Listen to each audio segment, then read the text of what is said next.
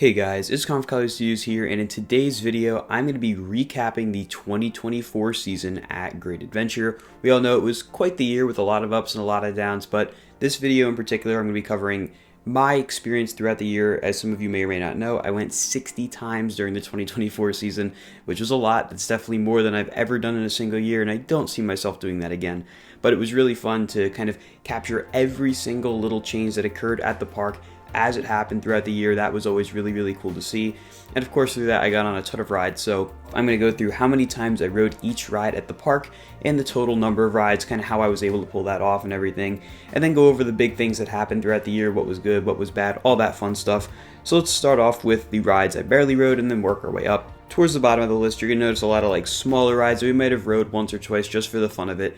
And then, of course, you'll see the more major rides as we go up. So first of all, we got Fender Benders, which I only rode once this year. Jolly Roger, I only rode once this year. Storm Chaser, the little swing ride next to Jersey Devil, once. Slingshot, I only rode once because, for whatever reason, I think I still have a couple of free rides on my pass because back in the day before they changed all the season passes around, you used to be able to redeem your member points on your legacy memberships to get rides on the upcharge attractions. So I think I had 4 or 5, maybe more rides stacked up for Slingshot and the Sky Coaster, but I didn't really wind up using them. Little Devil, I rode twice for some reason. Both of them were in Holiday in the Park. I avoided riding it all year, but then eventually I had a cave in towards the end. Swashbuckler, I rode twice this year, one of the park's classic attractions. Tango, I rode twice this year. I think a couple of those came because we knew the people working, specifically probably Sammy, so we decided to just go on and say hello. Plus, Toro might have been closed, so we figured we'd ride that. Barnstormer rode twice this year, which is kind of surprising because we were waiting so long for this ride to finally open, and it finally did open this year, but I only rode it twice. I think that's mostly because I really didn't want to ride it anymore. It's just a kid ride. Superman, I only rode twice this year. The first time I rode it was the day it opened for the season because it opened a little earlier than everyone was expecting. Then I rode it one more time, I think during Fright Fest when they had the reservation system active on it for a very short amount of time because it was on one train. And then I didn't touch it again. As you guys probably know from watching the videos, I really don't like Superman, so only 2 rides on it really isn't that surprising. Teacups rode 3 times. I'm pretty sure all 3 of those rides, again, came during Holiday in the Park because when majority of the park is closed, there's only so many rides that you can do, and Teacups happen to be one of the more enjoyable ones. Then we have Harley Quinn, which I rode 3 times. I think all of those came a little earlier on in the year, maybe once or twice during Fright Fest, but never really anything more than that. Then we have the Safari Off-Road Adventure. So this is weird because technically I did once over at base camp and then 2 times inside the park itself, so total of 3 times. As far as I know, in 2025, I don't really think we're going to be seeing it come inside the park. I think they're going to try to build up base camp, which I think is the smarter move. When you board from base camp, you get a much better experience. You get to see the entire safari with the baboons and the expanded first part of the safari as well, whereas when you board from inside the park, you kind of miss a lot. So I do think it's better for them to just have it board outside the park. It just makes for a much better experience, and I definitely noticed that on my rides this year. Then we have Wonder Woman, which I rode 5 times this year. Majority of the rows, again, come during Holiday in the Park because not much is open. Decided to ride it, which usually I don't ride this ride very much anyways. This year especially, I barely rode it. I guess just because I was more focused on getting Flash updates than stopping to ride it. And of course, Justice League is right next door, and I'd rather ride Justice League than Wonder Woman personally, so I tended to skip it a little bit. Then we got Houdini, which I rode 5 times. Most of those came towards the end of the year because it was closed for majority of the first half of the year. I think even through Fright Fest, that's when it started to open a little bit, and then it was open a lot during Holiday, so I rode it majority of the times towards the end of the year.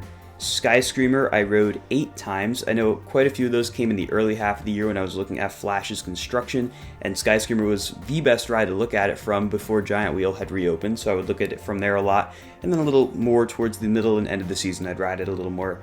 Roaring Rapids, rode 9 times this year. All of those came during the summer on those really hot days when you needed to cool off, and Roaring Rapids was definitely the best ride to do that because Log Flume was closed for majority of the summer season, so Roaring Rapids was the one to go to. Twister rode 12 times this year. A lot of that came because I had a feeling it was going to be done this year. Last year, there were heavy rumors that it was going to close. Last year, meaning 2023. And then it wound up surviving one more season, but I knew it was definitely not long for this world, and that was right because, as we all know, it closed at the end of the 2024 season, never to reopen again. It is already gone, mangled in pieces, unfortunately. Dark Knight rode 13 times this year, which is a lot, and majority of those came during holiday in the park because we would just sit on it and ride it over and over again because it was much warmer in that building than it was outside, especially during those really, really cold days. Then we have Log Flume, which I rode 15 times, and a lot of that came from when it first opened, and I just wanted to keep riding it and riding it and riding it because it was so nice to have it back. It hadn't operated during any of the 2024 season until it opened pretty late in the summer. It was closed all the 2023 season, so I was definitely missing Log Flume, and it was great to have it back in a much better form than it was before. Then we have Zumanjaro 15 times. It's a bit of a sore subject because obviously this ride is no longer with us. It's going to be blown up with Ka very soon, unfortunately. And I believe my last ride on Zumanjaro was on June 15th. And I could have rode it again after that on June 23rd, but I decided I didn't want to walk all the way down there. Little did I know that would be the last time I visited the park when Zumanjaro was open, so very unfortunate there. I do remember it was open very consistently in the very early part of the year. That's when I rode it a lot, and then it closed for a while, then it opened for a little sliver of time, and then it was done again. And of course, as we know, that closure was the end of it, unfortunately. Next we have Giant Wheel, which I rode 16 times, and a lot of that came because I was trying to get Flash construction updates, and then later on, of course, we had the demo of Green Lantern Parachutes Twister Ka, so that happened to be the best vantage point because Skyway was not open at all during the 2024 season, and of course, I wanted to get on it after it came back from its refurbishment early on in the summer, which was really nice. It looked fantastic, still looks fantastic, definitely the best it's looked in a very, very long time. Then we have Medusa, which I rode 18 times this year, and I would kind of skip this ride a lot, and then I decided to ride it every now and then. This ride and another ride you'll see a little later on this list, I was kind of similar with, where I do enjoy the ride, but I'm not going to go out of my way to ride it all the time, and Medusa happens to be pretty far out of the way, all the way in the back of the park. If I was going between, say, El Toro and Mine Train, I might stop and get a ride on Medusa, but the problem was Medusa was on one train for the majority of the year, which meant that unless it was a dead day, you were going to be waiting or have to use a skip the line or flash pass, so that's why I tended to skip it. Usually I would have a few more rides on it in the season.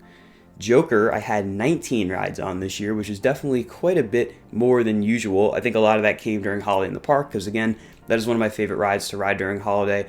And it was running pretty good this year. The crew was great. They had some great spiels going on, and they did change the operational procedure for the ride where they only use one loading station as opposed to two, but they still made it work and were able to pump trains out very quickly and efficiently. Then we have Green Lantern, rest in peace, 19 rides this year, and I did this again because I do enjoy the ride, and I also had a feeling that this was going to be it, and lo and behold it was. I rode it a lot, especially in the summer and the second half of the year, because as we got closer and closer to November, I knew its time was coming to an end, and I'm glad I was able to get as many rides on it as I did. I continued to love this ride more and more as I continued to ride it more and more in the 2024 season, and it really is a shame to see it all mangled up in pieces now, never to be operational again, but I do understand it because most people really don't like the ride. I happen to be one of the few that did. Next we have Batman, which I rode 20 times this year, and this is the other ride I was kind of comparing to Medusa, where I would ride it every now and then. I wouldn't ride it every time I passed it, even though I passed it quite a bit. It just, not that it was a hassle, I just didn't really feel like riding it all the time, even though it is a really good ride. But 20 rides on it this year, pretty solid if I do say so myself. Next up, we have Skull Mountain, which I rode 29 times this year. I did not expect it to get that many rides this year. Early on in the year, I was always hating on it, saying I didn't like the way they did the theming with the kind of rave mountain they turned it into. I wasn't huge on that. Then they wound up taking that away, but I would just kind of skip it usually. And then Holiday in the Park came and we marathoned it a bunch, and that's pretty much where all of these rides came from.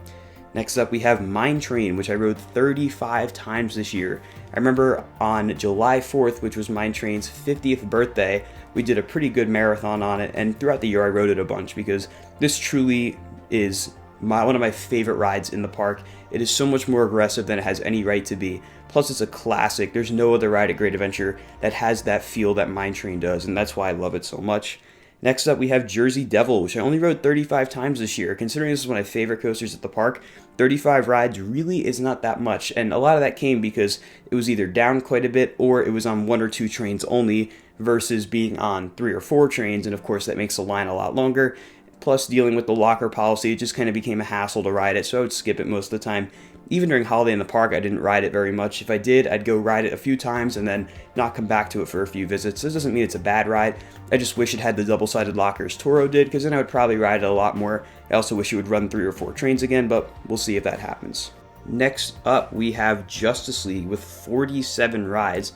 That's a little more than I expected, to be honestly, but I did ride this ride a lot throughout the year. I was constantly trying to get that high score. I still don't think I wound up beating my high score from the 2023 season, which I want to say was like 480,000, something like that. I don't think I topped that during the 2024 season, but that was also because the blasters honestly did get a little bit worse this year. They were pretty hard to aim with, and then you had to hope you got the right car that had the blasters that had good triggers and good aim, so it was definitely a struggle to ride it, but I kept riding it to see if I could master it and beat the scores, but unfortunately I never did. Hopefully 2025 will be a better year for me there. Next, in the top 3, which also probably is the best 3 rides at the park, number 3 is Nitro with 86 rides. A lot of these came during Holiday in the Park, but even during the main season, I'd always try to get a ride or 2 on Nitro because it is just such a great ride, especially during the summer. This thing runs so good, although it is one of the most popular rides at the park, and for majority of the season, it did not run 3 trains. It only ran 3 trains for a very limited amount of time. Most of the year it was on 2 trains, and sometimes it would even drop down to 1 train, which was pretty brutal on those days. But 2 train operations, the crew was great, they made it work. So that's how I was able to get 86 rides on Nitro this year. And now the big 2, El Toro with 230 rides. It's funny because I would ride this ride over and over and over again for pretty much the whole season until the car rumors started to really pick up, and that's when my marathon ride switched from El Toro to King Ka. I didn't even ride El Toro during its final day of the season because I was too busy over at King Ka. So I definitely could have gotten more rides on El Toro, but I think I'm much happier that I got more on Ka, considering we'll never be able to ride Ka again. Toro will be back next year, well, this year now, but Toro, 230 rides, definitely pretty happy with that. But the ride that took the cake for 2024 as my most ridden and probably just my favorite ride of the season at the park was King Ka. So there's a bit of an asterisk here. I got 293 total rides on it this year, with 2 of those being rollbacks. So I didn't want to put 0.5 and 0.5 because then that just adds up to a whole number. So if you want to get technical, 291 full rides and 2 rollbacks, which is 293 launches. That's kind of the way I looked at it, and I'm so glad I was able to ride King Ka as much as I did. This has always been one of my favorite coasters, and getting to ride it in its final days, on its final day, riding it hundreds of times in its final weekend, it was really something special. I think I rode it the most was 64 times in a day, which is absolutely insane. I've never ridden a coaster that much in a day, let alone riding the tallest and second fastest coaster in the world that many times in a day. It was pretty crazy, but it was very bittersweet to see the ride go the way it did, but I was glad I was able to make it worth it, get a ton of rides in on King Ka, including my first ever and only ever rollbacks, both of which were in the front row. It doesn't really get much better than that, but with all of that, that is my ride count for the 2024 season. Looking back, it was definitely, like I said earlier, a very interesting year. We had some cool stuff, some not so cool stuff. I think obviously the closures of King Ka, Zumanjaro, Green Lantern, etc., etc., etc., will definitely kind of take the cake for the year as being the thing that everyone remembers, but they did have the 50th anniversary celebration. There were some pretty cool things that came of that. I think my favorite things, honestly, were the Dream Street Path and the lion statue that is not out anymore. I'm sure it'll come back out at a later time, but those 2 things were definitely my favorites. We got to see Flash get built. Test didn't open, unfortunately, but we will have all of 2025 to enjoy Flash, and of course a bunch of other things which we'll talk about in later videos. But this video was to take a look back at the 2024 season. I'm sure many of you guys have some very varying opinions on the year, but the way I look at it is I was able to make the most of it. I was able to make a ton of content for you guys to enjoy, and it was very enjoyable for me too to make it. I had a lot of fun going to the park, checking out all the changes, because there was constant changes happening in the 2024 season. I want to give a big shout out to park management for doing everything they could to make the year as good as they possibly could, especially given all the crazy circumstances going around. They made the year as good as they possibly could, and that's really all I could ask for. But with all that being said, that is going to do it for the 2024 season recap of Great Adventure. If you guys enjoyed, be sure to like, comment, and subscribe, and I'll see you all in the next video. Goodbye, guys.